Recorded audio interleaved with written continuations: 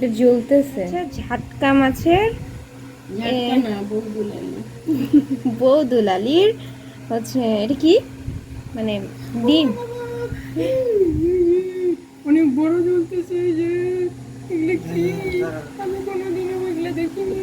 ও বাবা আমি ভয় পাচ্ছি।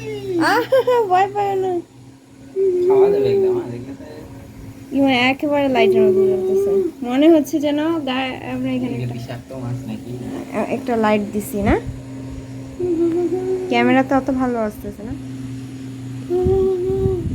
এখন লাইটটা দে তো একটু ওখানে মানে এটা একটা ভুড়ি টাইপের এটা জ্বলতেছে না এটা হচ্ছে বদলালি